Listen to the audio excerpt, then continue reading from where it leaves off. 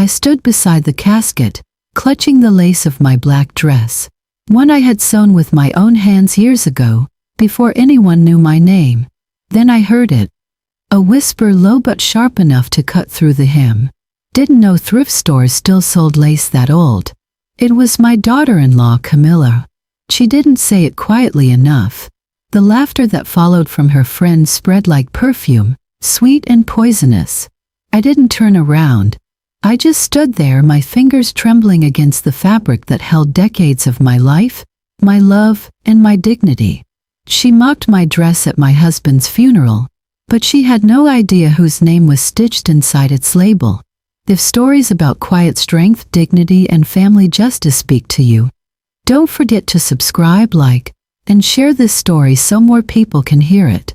And tell me in the comments, have you ever been underestimated because of how you looked? Now let's begin. It was the kind of silence that could crack open your heart. The church smelled like lilies and rain, the kind that sticks to your coat and your memories. I stood beside Arthur's casket, my fingers brushing the small silver ring he gave me 40 years ago. The pastor's voice faded somewhere behind me, just as a whisper cut through the room, sharp, cruel, and clear enough for everyone to hear. I didn't know thrift stores still sold lace that old. It was Camilla's voice, my daughter-in-law. For a second, no one breathed. Even the organist froze. I didn't turn around. I didn't need to. I could feel the burn of people's eyes, the polite horror, the pity that stings worse than laughter. I just held my hand still on the casket, whispering to myself the words Arthur used to say when the world felt small and mean. Never let anger speak before wisdom. She kept going, talking about how the color didn't flatter me, how grief doesn't excuse bad taste. Her friends giggled like they were in a beauty salon instead of a funeral, and my son, my sweet Daniel, sat beside her, jaw tight, eyes fixed on the floor. Not once did he tell her to stop. I wanted to scream. God, I wanted to tell them this lace had been hand-stitched the year Daniel was born, that Arthur had chosen it for me, saying, "For the day you'll need something beautiful to remind you you're still alive." But I didn't. I just swallowed that fire, pressed my lips together, and let my silence do the talking. Sometimes that's the only dignity a woman has left. The service went on long and heavy. Every word from the pastor felt like it was pushing against the laughter still echoing from that back row. I watched the light fall through the stained glass, landing right on Arthur's photo. He looked calm there, almost smiling, like he knew this moment would come. When it ended, people came to hug me, murmur cliches. "He's in a better place, stay strong, you look so graceful." Graceful? What a strange word for someone being torn open in public. Camilla came up last, holding Daniel's arm like a trophy. "You should have called me," she said, with that voice that sounds like perfume, sweet and fake. "I would have helped you pick something more appropriate." I smiled then, though it wasn't kindness. "You've already helped enough, dear." Her smile faltered. She didn't understand, of course. How could she? She thought this dress came from a thrift store. She didn't know that every seam, every thread carried my name, stitched inside by hands that built an empire before she ever stepped into a boutique. When they left, I stayed behind. The church was empty now except for the echo of shoes and the smell of candles melting low. I touched the ring again, the cool metal grounding me. "You'd tell me to breathe, wouldn't you?" I whispered to Arthur's picture. To be patient. To let them show who they really are. Outside, the rain had stopped, but puddles still shimmered under the gray sky. I walked slowly to my car. Each step felt heavier than the last. Behind me, I could still hear that laughter, Camilla's voice, bright and shallow, the kind that doesn't know shame until it's too late. I sat in the driver's seat watching people drift away, umbrellas blooming like black flowers. Daniel glanced back once before getting into his car. Just once. It was enough to let me know he'd seen, even if he hadn't done a thing. On the passenger seat, the lace of my dress caught the light, soft, pearly, alive. My hands trembled as I traced the hidden signature at the hem. 1985. The initials of a woman the world had forgotten, but whose name still lived in the lining of 1,000 gowns. My name. Camilla thought she'd embarrass me, stripped me of pride in front of everyone. But pride isn't something you can take with gossip.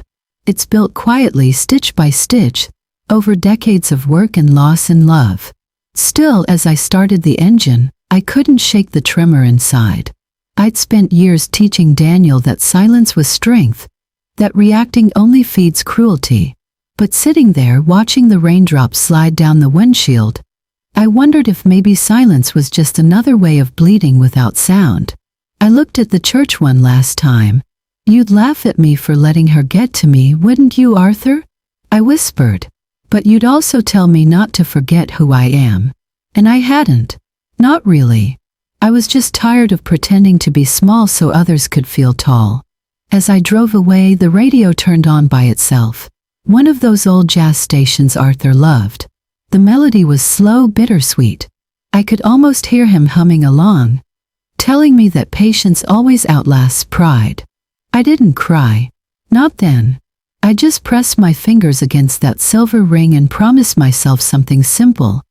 This would be the last time anyone mistook my silence for weakness. She humiliated me in front of my husband's grave, and had no idea whose name was sewn inside this dress. The drive home felt longer than the service.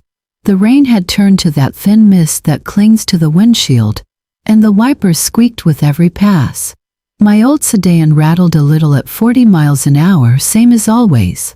Folks in our neighborhood wave at you from their porches. They know my car, my grocery bags, my stubborn roses that refuse to die. They think I live simple because I have to. I let them keep that story. I pulled into the cracked driveway and sat for a minute with the engine ticking. Hands on the wheel, breathing around the ache in my chest. The house was quiet the way houses are quiet after a funeral, like it's holding its breath with you.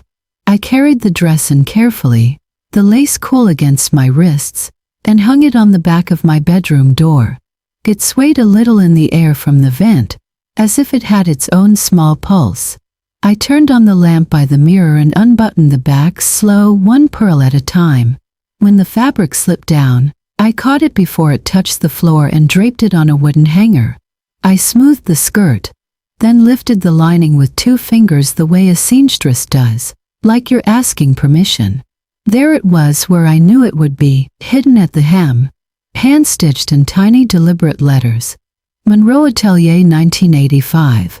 People see lace. I see ours. I see the woman who stitched those letters with the magnifying glass, her tea going cold on the work table while she chased perfection. I see Arthur coming in late with 2 coffees and a grin saying, "You're still at it, Evie?" and kissing the back of my neck so I wouldn't drop a bead. To the rest of the world, that label is just a brand. To me, it's a map back to who I used to be. I left the dress there and padded down the hall in my stocking feet. The house smelled like lemon oil and rain and something else, old paper maybe. I touched the spine of a cookbook Arthur never let me throw away, and pushed the shelf an inch farther than it wants to go. The latch clicked like a throat clearing. The bookcase swung inward on its stubborn hinges, and the little room blinked awake. Soft light, long table, rolls of muslin in the corner like quiet witnesses. I don't bring many people in there. To most of the world, I was only the woman who disappeared from the fashion pages the year the company changed hands. That's the polite way to say I sold it before it swallowed me. You think fame looks like a crown until you realize it's a collar. So I took the money, changed my last name back and walked out the side door without looking back. Arthur didn't ask a single question. He just said, "If the world forgets your name, let your values remain," and helped me carry boxes to the car. Inside the room, everything is the same as the day I left, just slower. Sketches pinned up in rows, some yellowing under the pushpins. A dress form with a jacket draped over one shoulder. A jar of mother-of-pearl buttons that catch the light like fish scales. I ran my hand along the table and picked up my old shears. Heavy. Honest. Tools don't lie to you. There's a stack of letters in a ribboned bundle. Arthur's handwriting, all slanted and sure. I slid the top one free and read 3 lines I've read 100 times. "You make order out of thread. That's not fashion, Evie. That's mercy. He always had a way of making my work sound like a sacrament. I put the letter back before I could smudge the ink with grief. I turned on the old radio we kept out here for late nights. It crackled, then found a station that still plays standards. Ella was singing something about a sky being blue even when you can't see it. I let her voice fill the corners of the room while I woke up the laptop on the drafting stool. My email has 2 folders that matter: family and fabric. I opened both because tonight they were the same thing. My fingers hovered for a second. Then I started typing to the only person who still calls me boss even when there's no paycheck attached. Subject: a favor. Clara, it's Evelyn. I know it's been a while. I need you to find me everything on a sales associate named Camilla Voss. Midtown branch. Attendance, customer feedback, any write-ups, and if you can, who trained her. I want it discreet. Thank you. Clara never asks why. She was there when I was more name than person, when a receptionist would whisper she's in the building like I was a storm front. She was also there when I boxed the last of my things and left through the freight elevator so no one would make a speech.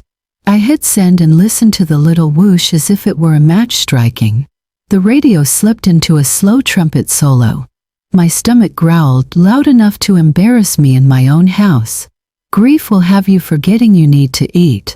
I went back to the kitchen, pulled a leftover chicken breast and a jar of pickles from the fridge, and made a sandwich on the counter with the same knife I used to cut Arthur's birthday cake last year.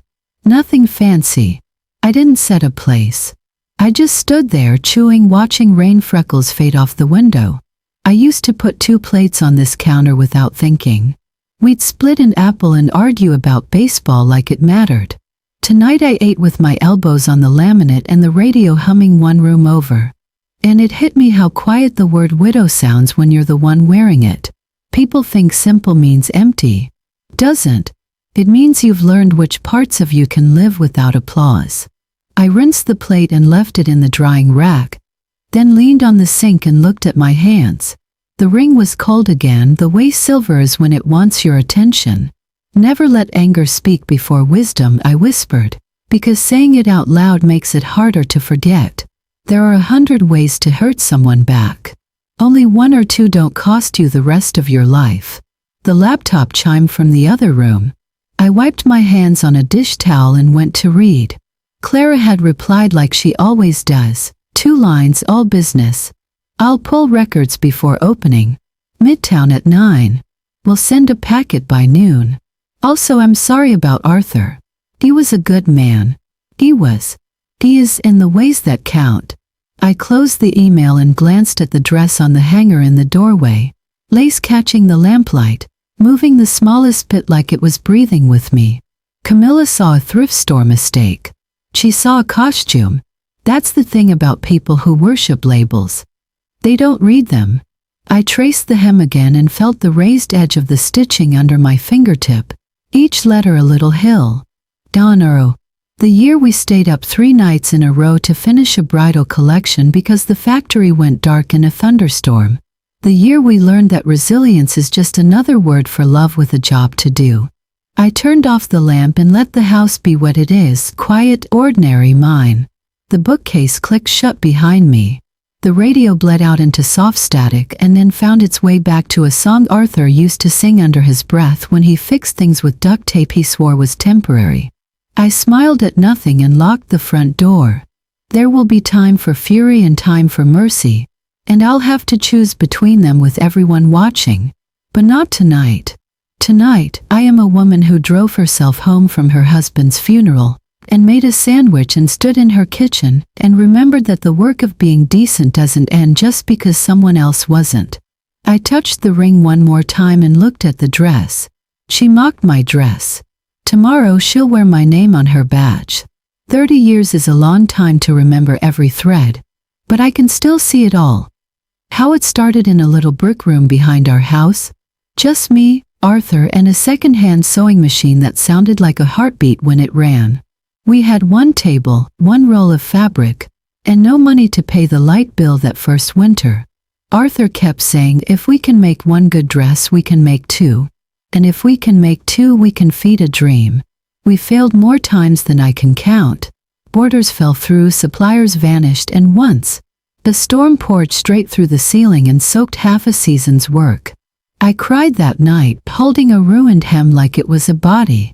Arthur just wrapped his coat around my shoulders and said, "Evie, it's fabric. We'll cut it again." By the time Daniel was 5, he'd grown up around the sound of scissors and radio static. Arthur would bring him into the shop on Saturdays, hand him chalk, and let him draw patterns on the scraps. I remember Arthur bending down, telling him with that serious look of his, "Elegance isn't what you wear, Danny, to how you treat people." The boy nodded like he understood, though he was barely tall enough to see over the cutting table. That line, people quote it now like a slogan, but back then it was just his way of reminding us who we were. Years later, when the business finally found its footing, Monroe Atelier, the name everyone wanted on their label, I thought success would feel different. But the bigger it grew, the smaller we seemed inside it. There were meetings and magazines and people who smiled too wide when they said my name. I started missing the quiet of that first workshop, the one where Arthur hummed while he worked and I could still smell rain through the open window. He used to joke that someday the brand would have more followers than friends. He wasn't wrong. By the time we sold the company, our house phone rang less, and our son called even less than that. So when we walked away, changed our names, took the money, bought this little place by the lake, I told Arthur I wanted our children to know us, not our logo. He smiled, poured me coffee and said, "Then hide the gold, Evie, and show them the grace." That's why I never told Daniel about the company, about the wealth, the properties, the royalties that still drip into my account like a secret inheritance. What good would it do? Money teaches louder than love if you let it. And I wanted my boy to learn kindness before comfort. But sometimes I wonder if I made him too gentle, if I taught him patience and he mistook it for silence. After Arthur passed, I thought the house would feel empty, but it didn't. It felt like a held breath, waiting. The walls hum with him still, the way he'd whistle off-key, the way he'd pat my back twice when he hugged me like punctuation. Every day since, I've tried to keep that promise he made me repeat before he went into surgery. "One day you'll defend yourself with grace, not anger." I said yes, even though I didn't know what that would look like without him beside me. Now it's starting to make sense. Grace doesn't mean being quiet while someone walks over you. It means knowing when to stand so tall they can't reach your head with their insults. Camilla. Her name keeps rolling around my mind like a stone in a shoe. I didn't know much about her before the funeral. Daniel met her after Arthur got sick. He said she was ambitious, and I remember thinking that was just another word for hungry. But I've heard stories now. How she grew up in a small town, daughter of a seamstress who worked at the factory we used to supply. How she went to design school on a scholarship and never quite fit in. They said she wore knockoff heels and was laughed at for it. I can almost see her sitting there, pretending not to hear them, stitching her pride into her sleeve. It makes sense now, doesn't it? That kind of hurt doesn't fade, it turns into polish. She married my son not for love, but for proof that she'd finally crossed the invisible line between them and us. She learned early that appearances buy respect faster than honesty. Maybe that's why she looked at my dress and saw only something to belittle. She wasn't mocking lace. She was mocking the part of herself she thought she'd buried. I try to hold that thought when I think about her laugh echoing in that church. It's easier to forgive people when you see the wound behind their cruelty. But forgiveness isn't the same as permission. Arthur would remind me of that too. "You don't owe anyone your silence, Evie," he'd say, pressing a spool of thread into my palm. "You owe them your truth sewn clean and straight." So here I am, needle in hand again, figuratively speaking. I can almost feel him beside me, that calm weight of his presence guiding mine. I look at the old sketches pinned to the wall. Fabrics layered over pencil lines, colors we argued about and laughed over. Each one tells a story about a mistake we learned to fix. I think about Camilla standing there in that boutique, wearing her arrogance like perfume, She thinks she's untouchable because no one's ever shown her what humility looks like up close. Well, she's about to find out. Not through shouting, not through scenes. Through truth. Through quiet power. I'm not angry. Not really. I'm awake. Arthur once told me the difference between anger and grace is timing.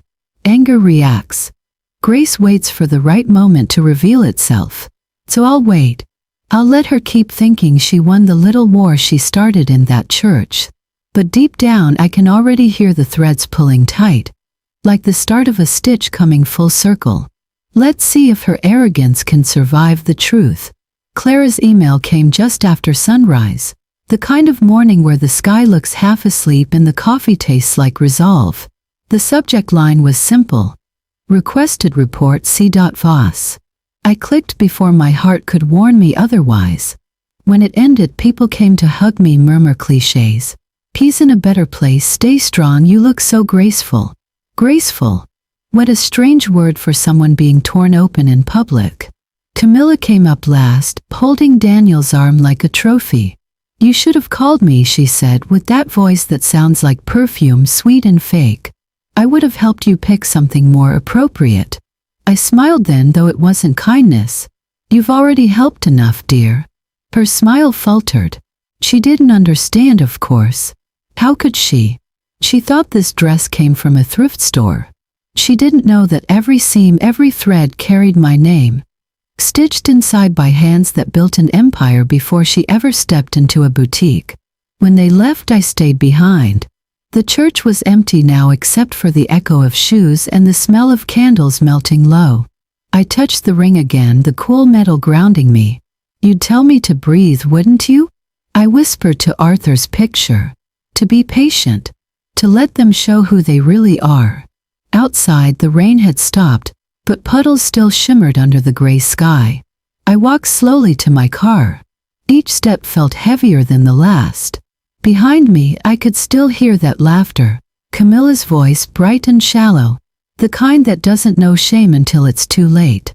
I sat in the driver's seat watching people drift away, umbrellas blooming like black flowers. Daniel glanced back once before getting into his car. Just once. It was enough to let me know he'd seen, even if he hadn't done a thing. On the passenger seat, the lace of my dress caught the light, soft, pearly, alive. My hands trembled as I traced the hidden signature at the hem. 1985. The initials of a woman the world had forgotten, but whose name still lived in the lining of 1,000 gowns. My name. Camilla thought she'd embarrass me, stripped me of pride in front of everyone. But pride isn't something you can take with gossip. It's built quietly, stitch by stitch, over decades of work and loss and love. Still, as I started the engine, I couldn't shake the tremor inside.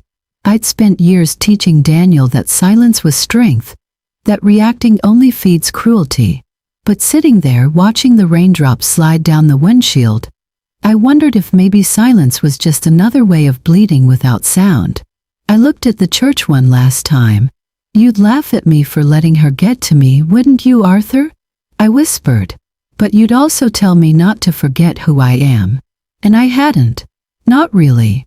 I was just tired of pretending to be small so others could feel tall. As I drove away, the radio turned on by itself. One of those old jazz stations Arthur loved. The melody was slow, bittersweet. I could almost hear him humming along, telling me that patience always outlasts pride. That night, I pulled out one of Arthur's old checkbooks. The paper was yellowed, the signature line faint.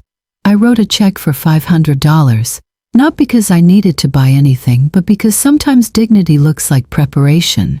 I folded it neatly into my wallet, next to the ring he gave me at 22. Then I went to my closet. The silk dress still hung there from the funeral, its hem whispering secrets every time I passed it. I reached past it this time for something simpler. An old cardigan, soft at the elbows, and a canvas tote bag I'd use for groceries. I wanted to look exactly like what she thought I was. A woman easy to underestimate. Before bed, I stood in front of the mirror, brushing my hair back. The woman staring at me wasn't frail. She was calm, Dangerous in that quiet way storms are when the sky turns green. Arthur's words echoed steady and low. Defend yourself with grace, not anger. Grace can be a scalpel when wielded right.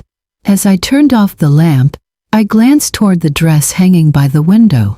The morning light would catch it just enough to remind her, if she ever noticed, what true craftsmanship looked like.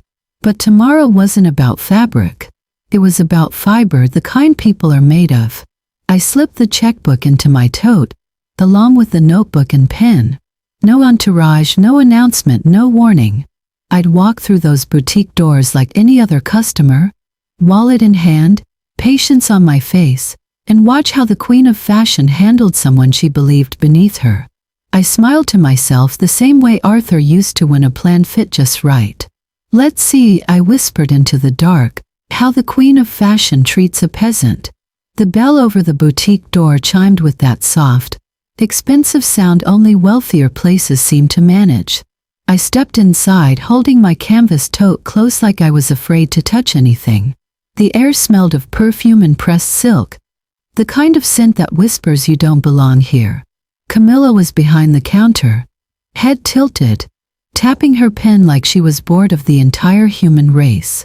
She didn't even glance up when she said, "Ma'am, clearance is in the back." I smiled politely, even though she couldn't see it. "Oh, thank you. I was actually hoping to find something special. Maybe a dress?" That got her attention. She looked up, eyes running over my cardigan, my worn shoes, the tote bag that definitely wasn't designer. The smile she gave me could have cut glass. "A dress?" she repeated, dragging the word like it weighed something. "Well, that depends on your budget." I pulled the folded check from my bag. The same $500 she'd once said wasn't enough for taste. "About this much," I said softly. Camilla laughed, that high, sharp laugh people use when they want everyone else to hear. "With 500, you might find a scarf. Maybe." Her friends at the register, two associates pretending to fold sweaters, chuckled under their breath. I pretended not to notice. "The scarf sounds lovely," I said. "Do you have any with real craftsmanship? Something that's timeless?" "Oh, absolutely," she said, that mock-sweet voice returning. "Right over here in the accessories section. These are imported silks. On sale too, you're in luck." She led me like a queen escorting a peasant through her palace. Her heels clicked with purpose. She stopped at a rack of discounted scarves and picked one up dramatically. "This one's 200. Hand-stitched." I touched it gently. The weave was familiar. I designed that pattern 20 years ago. "It's beautiful," I murmured.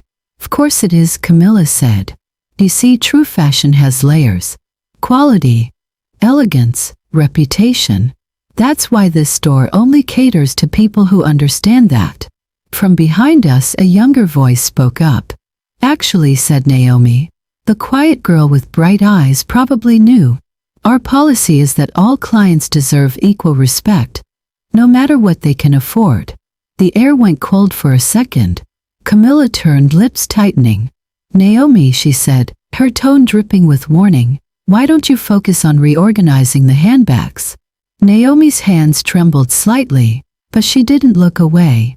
"I just think everyone should feel welcome here."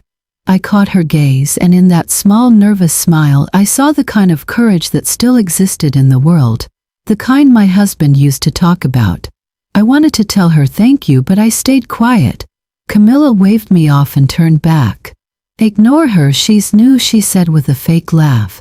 "Anyway, if you really want to make an impression, I could lend you something from my personal wardrobe. I have exquisite taste. My husband says I was born for this world." I tilted my head slightly. "That's generous of you. You must really love your work." Her chest lifted. "Oh, I live for it. My boss, the head of our company, she trusts me completely. I'm actually being considered for a promotion soon. Manager position. Midtown branch." I ran a finger along the scarf's hem, hiding my smile. "That's quite the accomplishment. Your boss must be proud of you." "Oh, she is," Camilla said, flipping her hair. "She's elegant, like old money elegant. Totally different world from, Her eyes flicked to my shoes. This. I see, I said softly. She sounds remarkable. I'd love to meet her someday. Camilla laughed again. You? Meet Miss Hartley? That's adorable. Before I could respond, the intercom crackled. The voice came over the speakers. Camilla, Miss Hartley from head office wants to see you. Immediately. The color drained from her face. Miss Hartley? She repeated, blinking fast. Gear. Now. Yes, the voice replied. She just arrived. Camilla turned to the mirror, quickly checking her lipstick, straightening her blouse. She gave me a dismissive wave. Excuse me, ma'am. I have a very important meeting upstairs. I nodded kindly. Of course. Don't keep her waiting.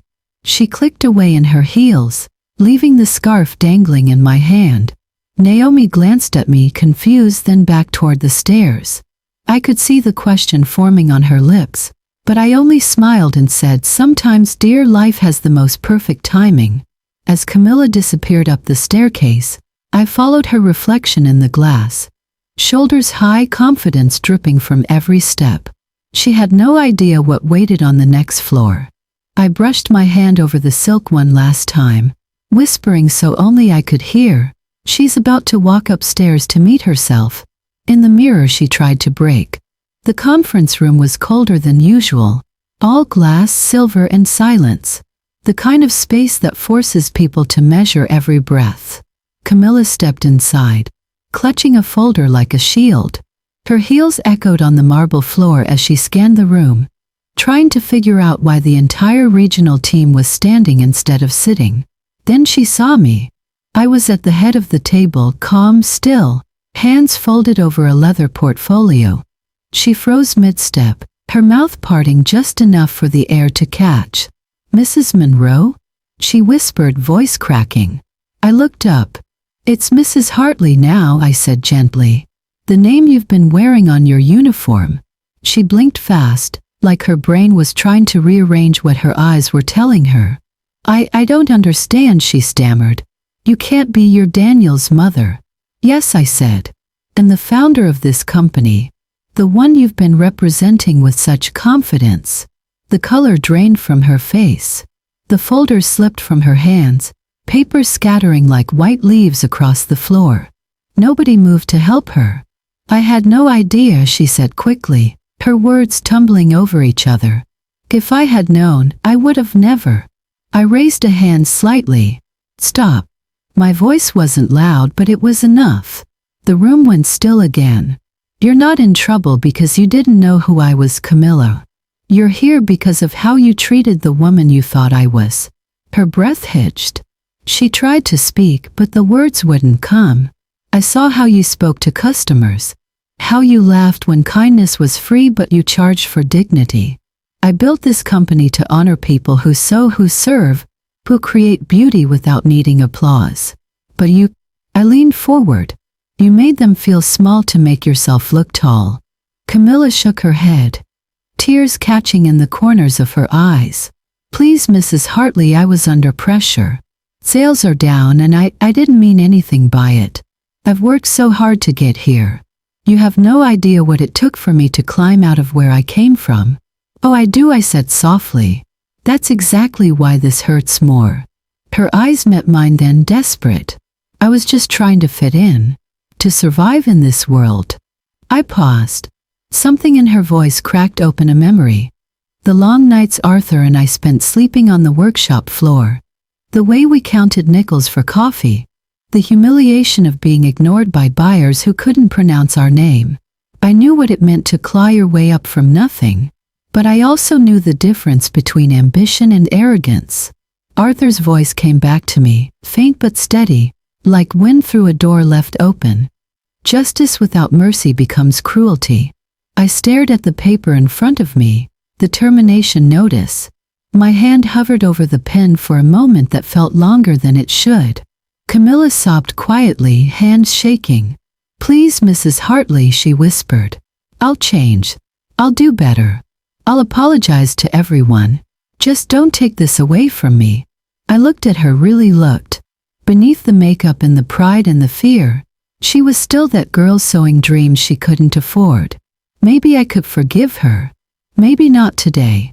I believe people can change, I said finally. But change begins after consequence. Her face crumpled. I signed my name at the bottom of the page. You're dismissed from your position. Effective immediately. HR will assist you with the process. You'll keep your benefits for 3 months. Use that time wisely. She stared at me in disbelief. You're firing me? No, I said quietly. You fired yourself the day you decided kindness was beneath you. The silence that followed was heavy enough to touch. She covered her face, sobbing softly, her tears smudging the last traces of the poise she'd worn like armor. I stood and walked to the window. The city outside shimmered in the morning light. Tall, polished, distant. For a moment I thought of Arthur again. Grace, not anger. That was always his way. I turned back. Camilla, I said. She looked up, eyes red. You'll learn from this. Maybe not today, maybe not next year. But one day you'll understand that respect is the only thing money can't buy, and the first thing it can lose. She nodded through tears, her voice breaking. I'm sorry. For everything. I know, I said. Now go. As she walked out, her heels no longer sounded like confidence. They sounded like regret. The door clicked shut, and for a few seconds I just stood there. Clara stepped forward quietly to collect the papers, her eyes meeting mine. You did the right thing, she murmured. Maybe, I said. But right doesn't always feel good. I looked down at the sign page, ink still wet. Somewhere I knew the news would reach Daniel soon. And when it did, he'd stand at his own crossroads, between the woman he married and the values he was raised on. I exhaled slowly. He'll find out soon enough, I said. And then he'll have to choose, his wife or his family's truth. Daniel showed up just after sunset, still in his work shirt, sleeves rolled up, face pale with confusion. I could tell by the way he stood in the doorway that he'd been rehearsing this conversation all the way over. Mom, he said, voice trembling. I went to the store today. Everyone's talking about what happened. Tell me it's not true. Tell me you didn't fire her. I set my teacup down and looked at him. Come in, Daniel. He hesitated, then stepped inside. The house seemed to close around him, all that quiet pressing in. I could feel his heart beating in his silence. He wasn't angry yet, he was lost. Sit down, I said gently. He stayed standing. I just don't understand, he said. Camilla said you humiliated her. That you set her up. She said you used your influence to destroy her career. I almost smiled sadly, not smugly. Is that what she told you? He swallowed hard. Mom, please. She might have made mistakes, but she didn't deserve. Daniel, I said, interrupting softly, do you trust me? He looked at me, startled. Of course I do. You're my mother. Then come with me. I led him down the hallway, the one he used to run through when he was 5, dragging his toy cars across the floor. The door at the end had always been locked. He probably thought it was just a storage closet. I opened it for the first time in years. The air inside smelled like time itself. Cedar, paper, faint traces of perfume and old ink. He froze in the doorway. On the walls hung framed sketches, design boards, photographs of Arthur and me from decades ago. The workshop, the first Monroe gown, the factory floor. Rolls of fabric leaned against the wall, each tagged with our logo. In the corner, a small glass case held Arthur's journal and the fountain pen he'd used to sign the company papers. Daniel's voice cracked. What is this? Our life, I said quietly. The one your father and I built long before you were old enough to understand what work meant. The world knows it as Monroe Atelier. You knew it as the home where the light stayed on because we wouldn't quit. He took a few shaky steps forward, eyes wide. All these years you built all this? I smiled faintly. We built it, yes. But we built it for a reason. I touched one of the sketches, a woman's silhouette stitched with grace and dignity. So you'd grow up learning to see people, not labels. He ran his hand over a framed blueprint, tracing the curves of the design. Then his hand stopped on Arthur's old letter. His lips moved as he read the line aloud. Success means nothing if it makes you forget kindness. His voice broke on the word kindness. I watched the realization settle in his eyes. The funeral, the dress, the way his wife had laughed, and the way he had stayed silent. He turned toward me, tears finally slipping down his cheeks. Mom, I let her shame you. I took a deep breath, the kind you take before forgiveness. Yes, I said softly. You did. He flinched like the truth itself hurt. I didn't know, I swear. I know, I said, walking closer. You were caught between love and truth. That's a hard place to stand, Daniel. But now you know where silence leads. He covered his face, crying quietly. Not the kind of cry that demands pity, but the kind that comes when something heavy finally breaks loose. I'm so sorry, he whispered. For not speaking up. For not seeing what she was doing. I reached out, touched his shoulder. You see it now. That's what matters. Growth never comes wrapped in comfort. He looked up, eyes red. How did you stay so calm through all of it? I would have screamed. I would have fought. I smiled through my own tears. Because sometimes silence speaks louder than anger. And when the truth finally walks into the room, it doesn't need to shout. He nodded slowly, letting the words settle. Then he stepped forward and hugged me. Tightly, desperately, the way little boys do when they're scared of being forgiven. I held him there for a long moment, feeling his heartbeat thud against mine. You're still your father's son, I whispered. And he'd be proud you found your way back. We stood like that until the clock ticked past 8. When he finally pulled back, he looked around the room again, not as a stranger this time, but as someone who finally understood the legacy beneath his feet. Mom, he said quietly, what happens now? I took a deep breath, folded Arthur's letter back into the glass case and closed it gently. Now, I said, you decide what kind of man you'll be from here on out. We walked out together. The door swinging shut behind us with a soft click. The house felt lighter somehow, like it had exhaled. Daniel's phone buzzed in his pocket. He glanced down, wiped his eyes and showed me the screen. The message from Camilla. The text read, please meet me one last time. He stared at it, frozen, the glow of the screen reflecting off his tears. I met his eyes and said quietly, then I guess the real test starts now. Camilla arrived at headquarters looking smaller than I'd ever seen her. No makeup this time, no designer purse clutched to her chest. Just a woman trying to hold herself together. The lobby guards already knew who she was. Word travels fast in this building. I told them to let her up.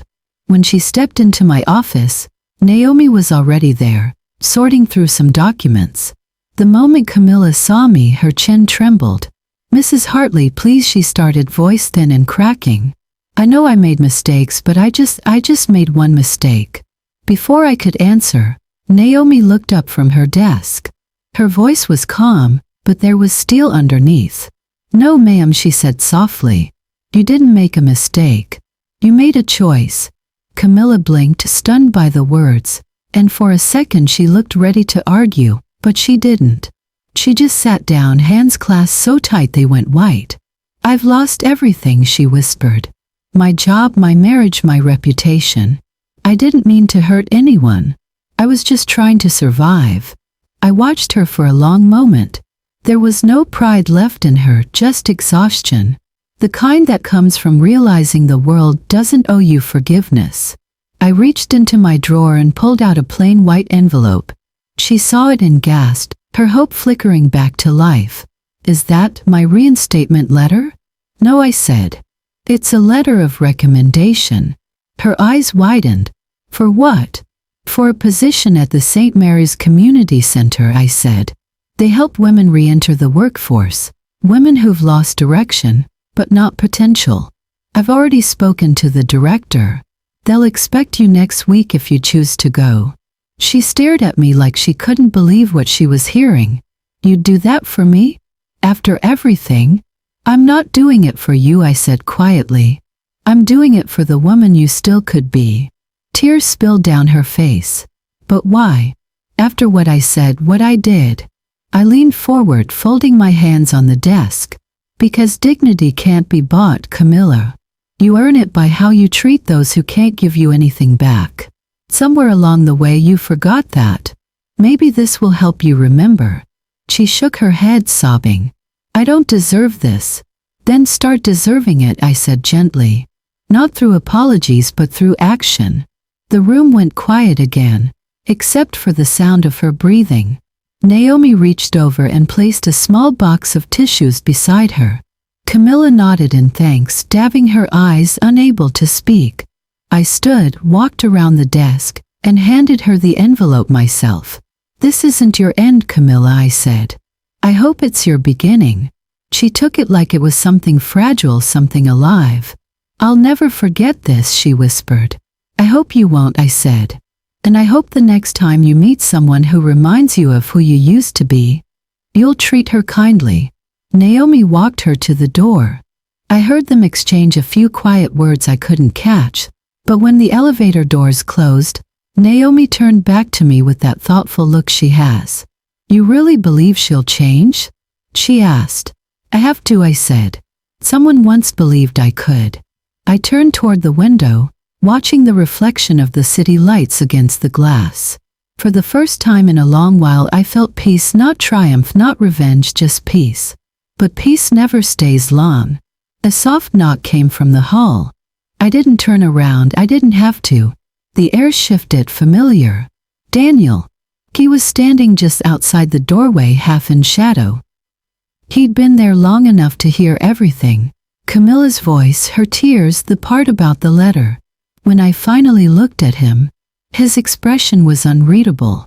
Hurt maybe. Shock. But underneath it all something else, clarity. Our eyes met and I didn't say a word. I didn't need to. Because in that silence I could tell. Something inside him had changed forever. The next morning, Daniel came by before the sun had fully risen. He looked different, tired but lighter somehow, as if he'd finally stopped fighting the wrong war. I was in the kitchen making tea when he walked in. Mom, he said quietly, I can't build a future on lies. I didn't look up right away. I stirred the tea, let the steam fill the space between us. Then build it on work, I said. He nodded, almost like he'd been waiting for that answer. Whatever you think is fair, he said. I'll do it. So I took him to the study. The desk was covered with papers, ledgers, contracts, letters Arthur and I had kept all these years. I handed Daniel one envelope, then pointed to another. This one's yours, I said. And this one is Naomi's. He opened it and frowned when he read the terms. You want me to work at the boutique? As a sales associate? For 5 years, I said. No shortcuts. No titles. Just real work. He looked at me, almost amused. Selling dresses? Selling dignity, I corrected. And learning the kind of patience that builds a man, not just a resume. He smiled faintly, like he understood, even if it stung a little. And Naomi? She'll be your supervisor, I said. She's earned it. He laughed under his breath, shaking his head. That'll be humbling. That's the point. A few weeks later I went by the boutique. No one there knew who I was that day, I just wanted to watch. Daniel was behind the counter, helping an elderly woman try on a coat. She was fussing about the buttons, the fit, her reflection in the mirror. Most people would have brushed her off. But Daniel knelt down, smiled and said, You look beautiful, ma'am. You know, my dad used to say elegance isn't what you wear. It's how you treat people. She laughed, and so did the other clerks nearby. I stood in the corner unseen and my heart swelled. That line had traveled all the way from our workshop through the years through him. It had survived pride, heartbreak and loss, and now it lived in his voice. When he finished helping her, he noticed me and came over, surprise flickering across his face. You came to check on me? No, I said with a smile. I came to buy something. But I think I already found what I was looking for. He grinned and for a moment I saw Arthur in him, the same steady warmth in his eyes. Later that evening, when the city lights had turned gold, I drove to the cemetery. The air was cool and quiet, the kind of silence that carries memory instead of emptiness. I knelt down beside Arthur's stone and brushed a few leaves away. I kept my promise, I whispered. Justice was slow but sure. The flowers trembled slightly in the wind, and for a moment I swore I could almost hear him. His laugh, that low hum he used to make when he was thinking. "You be proud of him," I said. "He's learning. The hard way but the right way." I stayed there until the sky turned deep blue, the kind of color that looks like peace. Then I stood, pressed my hand to the cool marble, and whispered, "Thank you for teaching me how to fight gently." When I got home, Naomi was waiting at the gate, holding a small envelope. "This came for you, Mrs. Hartley," she said. The handwriting stopped me cold, careful looping letters, unmistakably familiar. On the back was a single name, written in blue ink, Camilla. I held it for a moment, the night breeze moving through the trees. Some stories end quietly, I thought. Others find a way to ask for one more chapter. Naomi knocked softly before stepping into my office. The day was fading, that hour when sunlight slips into gold and everything feels a little quieter.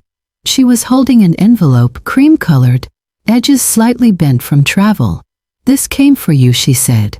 I recognized the handwriting right away, careful, deliberate, as if each letter had been thought through a dozen times before it touched paper. "Camilla." Naomi hesitated. "Do you want me to read it?" I nodded. "Go ahead." She unfolded the letter and began to read. "Mrs. Hartley, thank you for not destroying me. You could have, and I would have deserved it. Instead, you showed me what real strength looks like, the kind that doesn't need to shout. I've started working with a local women's shelter. I teach sewing to women who lost their jobs the same way I almost lost myself. Every day I see a piece of who I used to be in them. Scared, proud, desperate to prove something. You taught me what elegance really means. It isn't about fabric or price tags or how the world sees you. It's about how you treat people when no one's watching. I still have the letter you gave me, the one for the community center. Changed my life. Thank you for giving me a chance to start again. With gratitude, Camilla." Naomi's voice softened at the end. The office fell silent except for the faint hum of the air conditioning and the sound of paper settling back into her hands. I leaned back in my chair and let the words sink in. Outside the window, the sun was setting, long shadows stretching across the courtyard, painting everything in amber and forgiveness. "She really wrote that?" I asked quietly. Naomi nodded. "She did. She even included a photo. Look." She handed it to me. A small picture of Camilla surrounded by a group of women smiling. Not the kind of smile she used to wear, the polished one, but a real one, humble, human. There was a sewing machine behind her, and fabric scraps all over the table. I couldn't help but smile back. "Arthur would have liked this," I murmured. Naomi smiled too. "He'd be proud of you, ma'am." Just then Daniel walked in, sleeves rolled up, still smelling faintly of the boutique's fabric softener. He looked between us. "What's going on?" Naomi handed him the letter, and he read it silently, his eyes flicking up halfway through. When he finished, he exhaled slowly and sat across from me. "You turned revenge into redemption," he said. I looked at him for a moment, then shook my head. "No, son. I turned pain into purpose." He smiled, the kind of smile that comes from peace instead of victory. Then he reached across the desk and took my hand. For the first time in a long time, it felt like our family had found its way back home. The light outside deepened, the sky slipping from gold to rose, then to the quiet blue that follows forgiveness. I stood and walked toward the window, the city glowing beyond the glass, full of stories that hadn't yet learned how to heal. I turned back and my gaze met the camera, or maybe the audience, whoever needed to hear it. "True elegance," I said softly, "isn't stitched in fabric. It's woven into how we treat others." I smiled, the same quiet smile Arthur used to wear when a lesson finally landed. "If you believe kindness never goes out of style," I whispered, "share this story." The screen faded to light, Not black but warm like sunset through lace.